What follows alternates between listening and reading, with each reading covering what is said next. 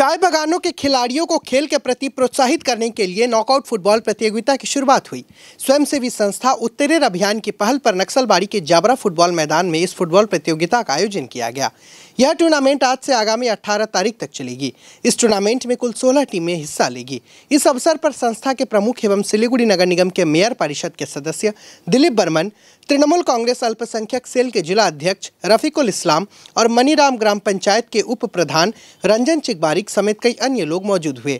Final में champion team को trophy के साथ 24,000 रुपये और उप विजेता टीम को ट्रॉफी के साथ 16,000 रुपये दिए जाएंगे। खेल की शुरुआत राष्ट्रीय ध्वज फहराकर की गई।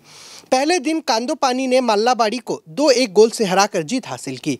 इस संबंध में मेयर परिषद के सदस्य दिलीप बर्मन ने कहा कि देखुन এটা প্রথম ব্যাপার না, এর আগে আমরা টোটাল বাগানে গিয়ে আমরা জাবরাতেও এর আগে ফুটবল এবং ক্রিকেট, মেয়েদের জন্য স্কিপিং এবং অনেক কিছু আমরা দিয়েছি। এর আগে দুর্গাপূজার সময় আমরা কাপড় বিতরণ করেছি, প্রায় 3,500-4 হাজার কাপড়।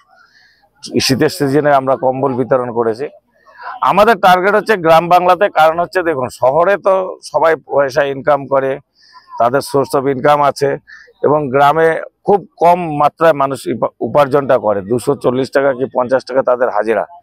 তো সেই জন্য অনেক কিছুই তারা তাদের ছেলে মেয়েদের পাশে দাঁড়াতে পারে না, করতে পারে না। আমরা শিলিগুড়িতে দেখুন, আমি একজন এমআইসি, ফোর্স এমআইসি, কিন্তু আমরা স্টেডিয়ামে গিয়ে দেখছি যে আমাদের গ্রামের ছেলে মেয়েদেরকেই ওখানে দেখা যায় হায়ার করে নিয়ে যাচ্ছে। তো আমরা যদি আমরা গ্রামের দিকটা ফলো করি বা ফলো আপ করি যে আমরা গ্রামের ছেলে মেয়েদেরকে জার্সি, ফুটবল এসব খেলার জিনিসগুলো যদি আমরা প্রোভাইড করি, তাহলে আমার মনে যেটা হয় যে আরো বেশি ছেলেমেয়েরা উৎসাহ হয়ে খেলাধুলায় যাবে এবং সেখান থেকে নাম কামাবে, আমাদের দার্জিলিং জেলার নাম হবে। এটা খালি উত্তরের অভিযানের ব্যাপার না, এটা সারা শিলিগুড়ি, সারা পশ্চিমবঙ্গ। আমরা চাই যে পশ্চিমবঙ্গের মধ্যে শিলিগুড়ি একটা ভালো জায়গায় যাক। তো সেখানে টাউনে খেলার ছেলে মেয়ে পাওয়া যায় না, মোবাইলে তারা ব্যস্ত থাকে। গ্রামেও অনেকটা এই ধরনের চলে আসছে এবং নেশার মধ্যে চলে যাচ্ছে। তো সবকিছুকে একটা স্থিতিশীল জায়গায় আনতে আমাদের এই উদ্যোগ। উত্তরের অভিযান করোনার সময়ও কাজ করেছে, উত্তরের অভিযান কোনো গরিব মেয়ের বিয়ে দেওয়ার জন্য কাজ করছে।